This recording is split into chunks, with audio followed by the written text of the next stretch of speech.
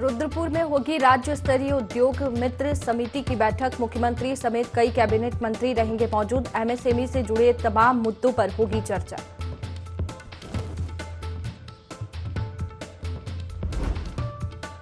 लोहाघाट वासियों को सीवर युक्त वाटर सप्लाई से मिलेगी राहत। पेयजल योजना होगी शुरू। मुख्यमंत्री पुष्कर सिंह धामी ने अधिकारियों को दिए निर्देश।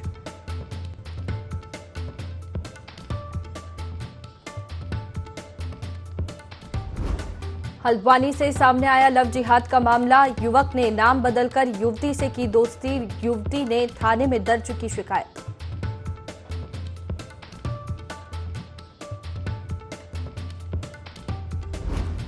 मसूरी माल रोड पर अव्यवस्था को लेकर व्यापारियों का धरना। एमडीडीए ने सील किए 2 अवैध भवन। जल्द व्यवस्था ठीक न होने पर मसूरी बंद करने की दी चेतावनी।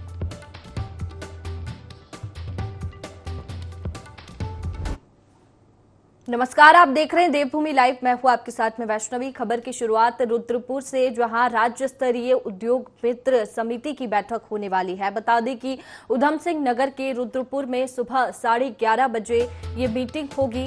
मुख्यमंत्री पुष्कर सिंह धामी की अध्यक्षता में ये बैठक हो रही है और बैठक में मंत्री सतपाल महाराज, सुबोध उनियाल, धन सिंह रावत मौजूद रहेंगे। एमएसएमई से जुड़े विभिन्न मुद्दों पर इस बैठक में चर्चा होगी। अक्टूबर महीने में प्रस्तावित है धामी सरकार का इन्वेस्टर समिट, जिसको लेकर के भी चर्चा होगी।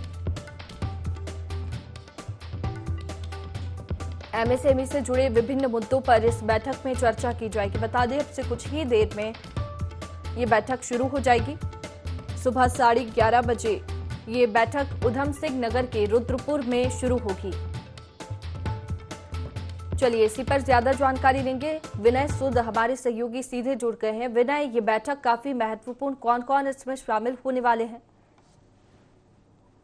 जी बिल्कुल, देखिए ये जो बैठक है ये रुद्रपुर में होनी है और इसमें जो सतपाल महाराज और यहाँ पर जो स्वास्थ्य मंत्री, कैबिनेट मंत्री यहाँ पर जो है वो रावत जी भी जो है यहाँ पर इस बैठक में मौजूद रहेंगे। साथ ही साथ इसमें जो एक एमएसएमई की जो ये बैठक है बहुत महत्वपूर्ण बैठक है, जिसमें यहाँ के रोजगार की अगर बात करें तो रोजगार किस तरीके से जो है मुहैया कराया जाए, इसको लेकर के जो है यहाँ पर चर्चा की जा सकती है। जी विनय, और कौन से अहम मुद्दे रहेंगे जिस पर इस बैठक में चर्चा होगी, क्योंकि अक्टूबर महीने में जो इन्वेस्टर समिट है वो भी शुरू होने वाली है? जी बिल्कुल, देखिए ये खास तौर पर देखा जाए इस बैठक का उद्देश्य है वो यही है कि किस तरीके से जो है यहाँ पर रोजगार के जो अवसर हैं वो यहाँ पर मुहैया कराए जा सके, क्योंकि जो एक रोजगार की अगर बात करें तो जो ग्रामीण क्षेत्र है उसको लेकर के ये बैठक होनी है और साथ ही साथ इन्वेस्टर जो समिट होना है अक्टूबर माह में, उसको लेकर भी यहाँ पर जो है चर्चा होनी है। और जो ये इन्वेस्टर समिट में जो होगा ये सब इसको लेकर जो है यहाँ पर चर्चाएं बरकरार रहेंगी। जी बिल्कुल विनय, इसके साथ ही और क्या महत्वपूर्ण फैसले इस बैठक में लिए जा सकते हैं जिससे एमएसएमई में बदलाव देखने को मिले?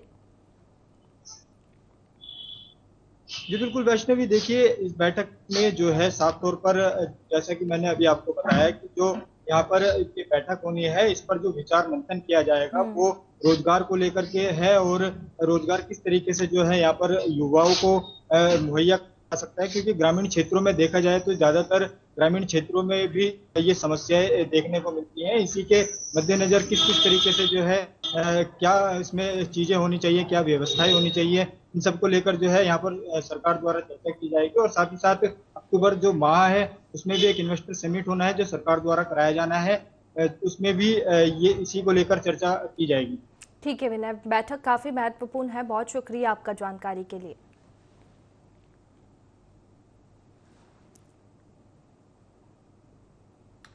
चलिए आगे बढ़ेंगे। चंपावत के लोहाघाट में नगरवासियों को लोहावती नदी का सीवर युक्त पानी सप्लाई किया जाता है, जिससे नहा के लोग पीलिया और टाइफाइड जैसी गंभीर बीमारियों के शिकार हो रहे हैं। सालों से इसे लेकर नगरवासी परेशान हैं। इसी को लेकर उन्होंने मुख्यमंत्री पुष्कर सिंह धामी से स्वच्छ पेयजल की मांग की। वहीं महीने में सिर्फ 15 दिन पानी की सप्लाई को लेकर भी शिकायत की। इस पर सीएम धामी ने कहा कि जल्द लोहाघाट में पेयजल योजना शुरू की जाएगी। नगरवासियों को स्वच्छ पेयजल उपलब्ध कराना उनकी और सरकार की प्राथमिकता है और सभी का मौलिक अधिकार भी।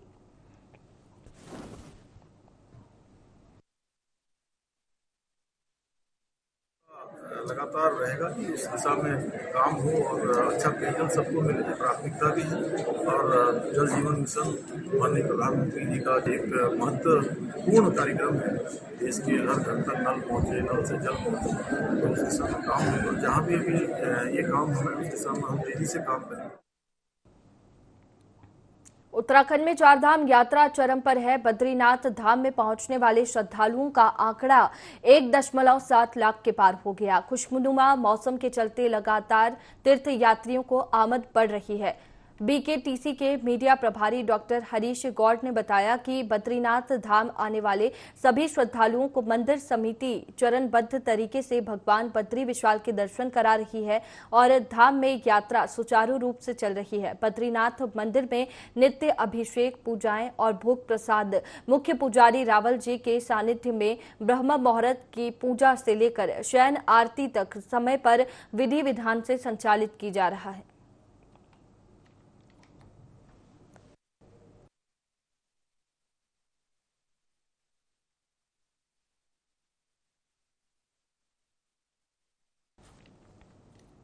चलिए आगे बढ़ते हैं। उत्तराखंड विधानसभा के नेता प्रतिपक्ष यशपाल आर्य ने उत्तराखंड बीजेपी के सभी सांसदों से अपने कार्यों का लेखा जोखा जनता के समक्ष पेश करने की मांग की है। यशपाल आर्य ने कहा है कि बीजेपी सांसदों ने बीते 4 वर्ष में विकास के लिए क्या कुछ किया, इसे जनता के समक्ष रखे। उन्होंने सांसदों से 5 कामों को बताने की भी मांग की है।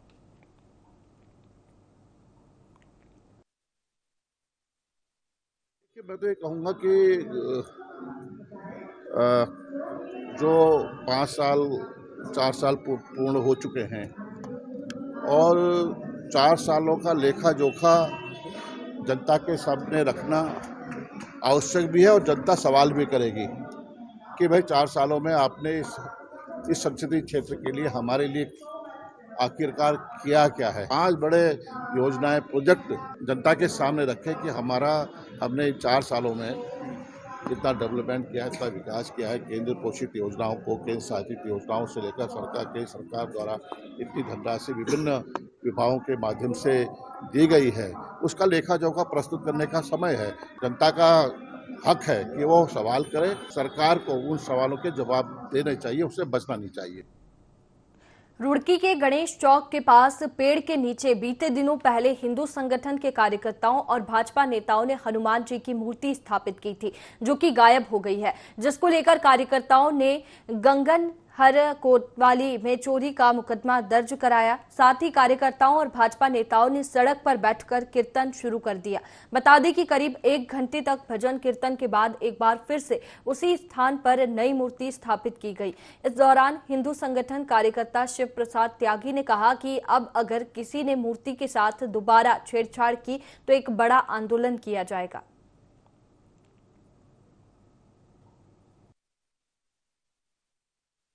में एक पीपल का वृक्ष है, यहाँ पे एक हनुमान जी की प्रतिमा स्थापित थी लंबे समय से। यहाँ जो है यहाँ के स्थानीय लोगों का द्वारा या प्रशासन के द्वारा उस प्रतिमा को हटाने का काम किया है, जिसकी हमने सुबह तहरीर भी दी थी। किन लोगों ने प्रतिमा हटाई है पुलिस जांच करेगी।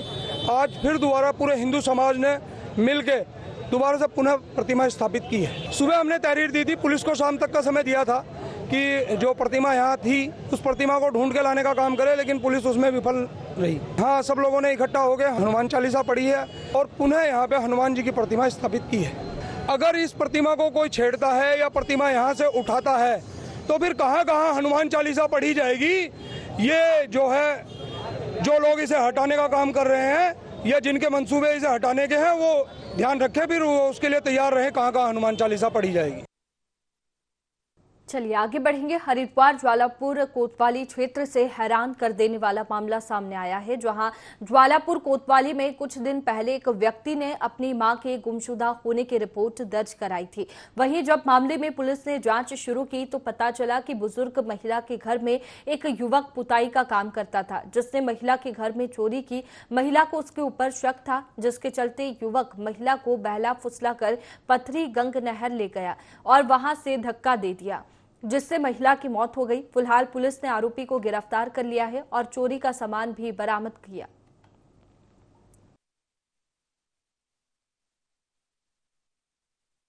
वह पूर्व में उनके यहाँ पर पुताई का काम कर चुका है और लगातार बीच बीच में काम करता है। कुछ दिन पूर्व उसने इसी काम के बहाने उनके यहाँ से ज्वेलरी को चोरी कर ली थी, जिसका शक सुनीता देवी जी को उनके ऊपर हो गया था और जिसके बारे में उनका कहना था कि अगर नहीं बताएगा तो पुलिस में शिकायत करेंगे। इस घटना को बचने के लिए उसने एक कहानी रची कि एक्चुअल चोर के बारे में और किसने चुराई आपकी ज्वेलरी, इसको एक बाबा बता सकते हैं और आपको अगर आएंगे तो वहाँ उनसे मिलवा देंगे। उस पर विश्वास करके वो उसके साथ चली गई और पथरी रो पुल के पास पहुँचने पर उसने उनकी ईयररिंग और अंगूठी भी उतरवा ली और नदी में धक्का दे दिया। साथ ही साथ ये भी इंश्योर किया कि वो डूब जाए, कहीं बाहर ना निकल पाए किसी कारणों से। और इसके बाद जब उसके घर की तलाशी ली गई तो उसमें पुरानी ज्वेलरी जो मिली और जो पहन के गई थी वो भी बरामद हो गई है। अभियुक्त ने पूरी घटनाक्रम को इसमें कबूल किया है कि चोरी का इल्जाम, मतलब चोरी से बचने के लिए कहीं वो जेल ना चला जाए, उसने हत्या को अंजाम दिया। शाहजपुर रेंज के महमूद नगर गांव में एक गुलदार ने 4 वर्षीय बच्चे का शिकार किया। बच्चे का शव दूसरे दिन मिला है। इससे ग्रामीणों में दहशत का माहौल बन गया है। ग्रामीणों ने अपने बच्चों को घरों में कैद कर लिया था। साथ ही गुलदार के डर के कारण बच्चों को स्कूल भेजना भी बंद कर दिया। गुलदार को पकड़ने व मारने के लिए धरना प्रदर्शन और सड़क जाम भी की गई थी। वन विभाग ने गुलदार को पकड़ने के लिए कई टीमों का गठन किया था। वन विभाग ने एक पिंजरे में बकरे को चारा बनाकर जंगल के समीप रखा हुआ था। गुलदार जैसे ही बकरे को खाने आया तो पिंजरे में कैद हो गया। हालांकि गुलदार को मारने के लिए वन विभाग ने शिकारियों को भी बुलाया था।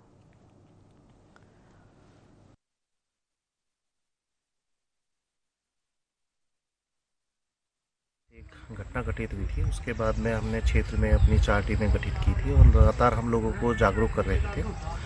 और उसके बाद में हमारे द्वारा एक टेक्नोलॉजी टीम को भी यहाँ पर क्षेत्र में बुलाया गया था। उनके द्वारा भी यहाँ पर एक विस्तृत क्षेत्र का भ्रमण किया गया और जो पिंजरे स्थापित किए गए थे उसमें आज इन्हें गुलदार को पकड़ने में सफलता प्राप्त हुई। थराली पुलिस ने लवानी गांव से लापता युवक का शव बरामद किया है। युवक का शव मिंग गधेरे के पास पिंडर नदी के किनारे मिला। परिजनों ने युवक की गुमशुदगी की रिपोर्ट दर्ज कराई थी। फिलहाल पुलिस मामले की जांच में जुटी है।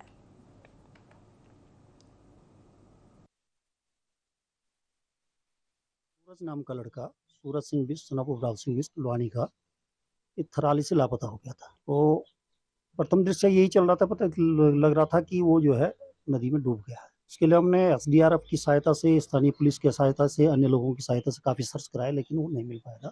तो कल उसकी बॉडी जो है नारायणबगड़ के समीप मींग गधेरे के पास वो मिल गई। उसका हमने पंचनामा भर के पोस्टमार्टम के लिए भेज दिया है और घर वालों ने उसकी शिनाख्त कर दी। चंपावत में उत्तराखंड के मुख्यमंत्री पुष्कर सिंह धामी ने गौरल चौड़ मैदान के पास ऑडिटोरियम में आयोजित संपर्क फाउंडेशन के स्मार्ट स्कूल ब्लॉक कार्यक्रम का शुभारंभ किया। इस मौके पर संपर्क फाउंडेशन के अध्यक्ष विनीत नायर एवं स्थानीय अधिकारियों ने मुख्यमंत्री का स्वागत किया। इस दौरान सीएम धामी ने कहा कि मैं आशा करता हूं कि फाउंडेशन शिक्षा के क्षेत्र में नए आयाम को हासिल करता रहेगा। कार्यक्रम में के प्रथम चरण में 137 स्कूल चिन्हित किए गए हैं, जिनमें बच्चे खेल खेल में ज्ञान हासिल कर पाएंगे। इस कार्यक्रम का उद्देश्य नवाचार के माध्यम से छात्रों की बौद्धिक क्षमता का विकास करना है।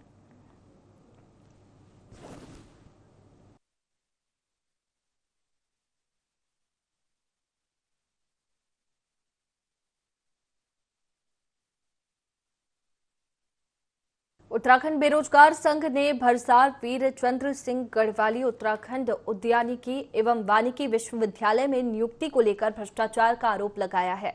बता दें, संघ के अध्यक्ष बॉबी पवार ने कहा कि राज्य सरकार ने यूसेट की परीक्षा करवाने के लिए अधिसूचना जारी की थी, लेकिन जब तक असिस्टेंट प्रोफेसर भर्ती नहीं बदलती तब तक यूसेट परीक्षाओं का कोई औचित्य नहीं है।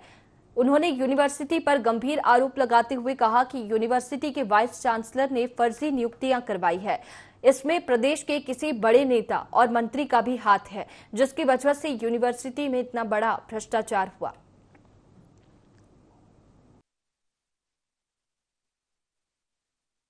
पूर्व में जो नियुक्तियां हुई थी, असिस्टेंट प्रोफेसर, एसोसिएट प्रोफेसर और प्रोफेसर की जो नियुक्तियां हुई थी, उन नियुक्तियों में भारी भरकम भ्रष्टाचार हुआ है। जो नियुक्तियां भविष्य में होनी है, उनके ये पैनल में ये सभी लोग हैं जो गलत तरीके से नियुक्त हुए थे, उन सबकी जांच हो और वर्तमान में जो API स्कोर द्वारा आप महाविद्यालयों में जो असिस्टेंट प्रोफेसरों की नियुक्तियां करना चाह रहे हो, उस पर रोक लगें और एक लिखित आधार पर और साक्षात्कार के आधार पर वहां पर नियुक्तियां हो। प्रदेश के मुख्यमंत्री पुष्कर सिंह धामी एक दिवसीय भ्रमण कार्यक्रम के तहत चंपावत दौरे पर है, जिसकी जानकारी मुख्यमंत्री के प्रमुख निजी सचिव मोहन चंद्र जोशी ने दी। उन्होंने बताया कि मुख्यमंत्री का जनपद आगमन 11 मई गुरुवार को सुबह 11 बजे हुआ, जिसके बाद मुख्यमंत्री गौरल चौड़ मैदान के पास स्थित ऑडिटोरियम में स्थापित किए जा रहे स्मार्ट स्कूल स्मार्ट ब्लॉक का उद्घाटन करेंगे। इसके बाद मुख्यमंत्री सर्किट हाउस चंपावत से पंत नगर मुख्य उधम सिंह नगर के लिए रवाना होंगे।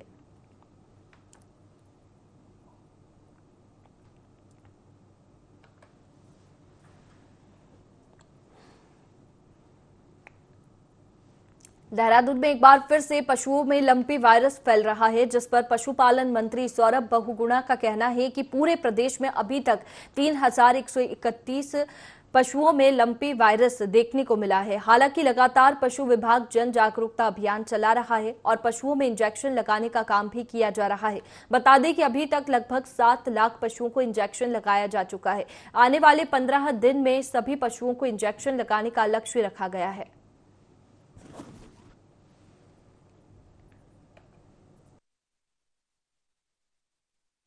उत्तराखंड में लंपी स्किन डिजीज़ के मैटर्स जो केसेस हैं वो फिर से थोड़ा बढ़े हैं।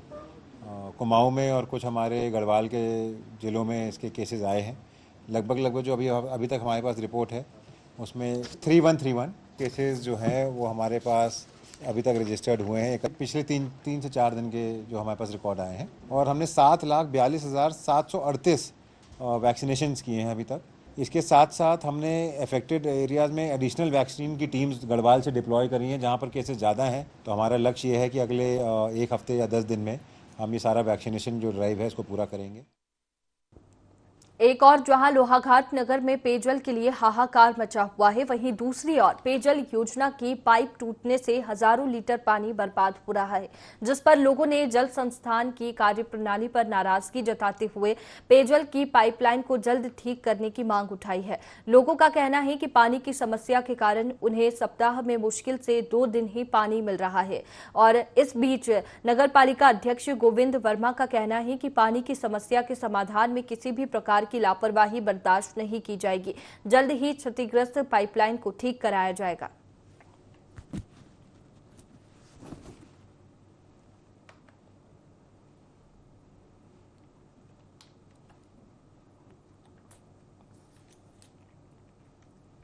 मणिपुर में फंसे छात्र छात्राओं की सुरक्षा को लेकर अभिभावक खासे परेशान दिख रहे थे, जिसको देखते हुए सीएम धामी ने मणिपुर में पढ़ रहे छात्र छात्राओं को सुरक्षित उत्तराखंड लाने के निर्देश दिए थे, जिसके बाद मणिपुर से 17 लोगों को सकुशल देहरादून लाया गया, जिसमें 14 छात्र छात्राएं, एक फैकल्टी और उनके परिवार के 2 सदस्य शामिल हैं। जिसके बाद इन सभी ने मुख्यमंत्री पुष्कर सिंह धामी का आभार जताते हुए कहा कि राज्य सरकार की मदद से ही वे सभी इतना जल्दी सुरक्षित तरह से देहरादून पहुंच पाए।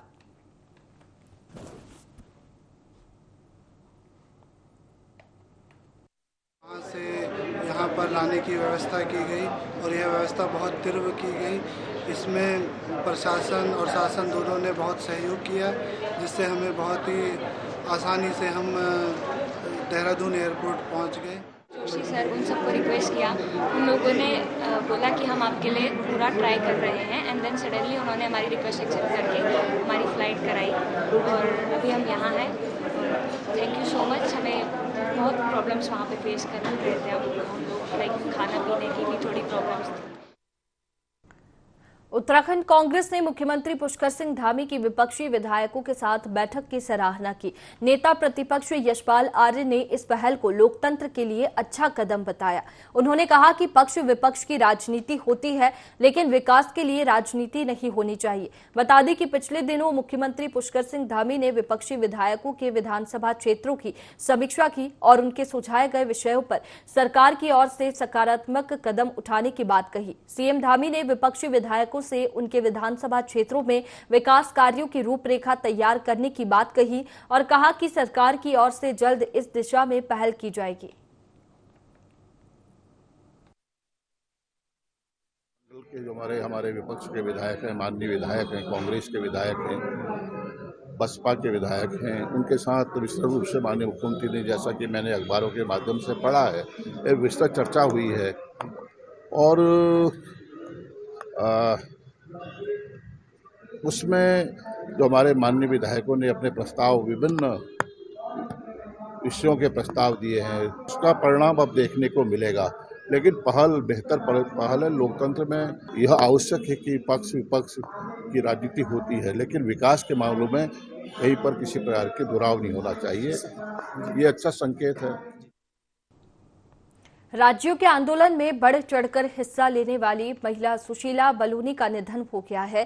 कांग्रेस कार्यालय में कार्यकर्ताओं ने उनके चित्र पर माल्यार्पण कर श्रद्धांजलि दी। इस मौके पर प्रदेश अध्यक्ष करण माहरा ने कहा कि सुशीला बलूनी का राज्य आंदोलन में बहुत ही महत्वपूर्ण योगदान रहा है। वह राज्य की किसी भी सरकार में प्रदेश के ज्वलंत मुद्दों को लेकर अपनी आवाज को बुलंद करती थी और राज्य हित के लिए लगातार सामाजिक कार्यों में लगी रहती थी।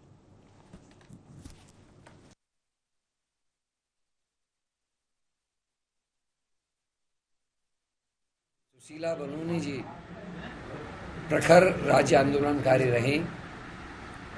सामाजिक सरोकारों से गहरा नाता उनका दिखाई देता था, उनके बोलने में, उनके व्यवहार में, और बहुत ही ईमानदार छवि के जनरल खंडूरी जिस समय मुख्यमंत्री बने तो उससे प्रभावित होकर एक पार्टी की सदस्यता उन्होंने ली। लेकिन यदाकदा जब भी उनसे मिलना होता था, परेशान थी कि किस तरीके से प्रशासन काम कर रहा, किस तरीके से सरकारें काम कर रही हैं, और वो जो भी उनके कहने तरीके थे उसमें विरोध दर्ज भी करती। गुलदार को लेकर ग्रामीणों में भय का माहौल बना हुआ है। 4 दिन पहले गुलदार ने एक बच्चे को अपना निशाना बनाया था, जिसे अभी तक न तो पकड़ा गया और न ही उसे मारा गया है। गुलदार अभी भी क्षेत्र में सक्रिय है और आबादी वाले क्षेत्र में उसे घूमता देखा गया है। ग्रामीणों ने इसे लेकर आम इंसान विकास पार्टी के राष्ट्रीय अध्यक्ष आखिल अहमद के नेतृत्व में राष्ट्रीय राजमार्ग पर जाम भी लगा दिया। हालांकि प्रशासन ने जल्द ही गुलदार के आतंक से मुक्ति दिलाने का आश्वासन भी दिया था, जिसके बाद में गुलदार को पकड़ लिया गया।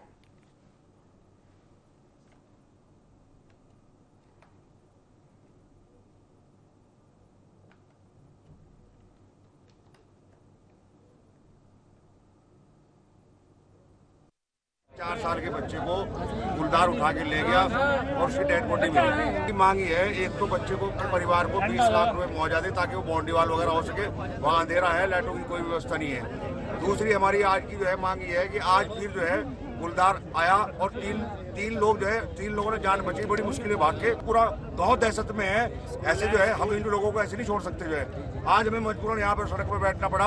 हमारी मांग यही है, प्रशासन आदेश करे उसको मारने के, उनको मारा जाए ताकि दहशत का माहौल खत्म हो। फिलहाल देवभूमि लाइव में इतना ही। आप बने रहिए IND 24 पर। नमस्कार।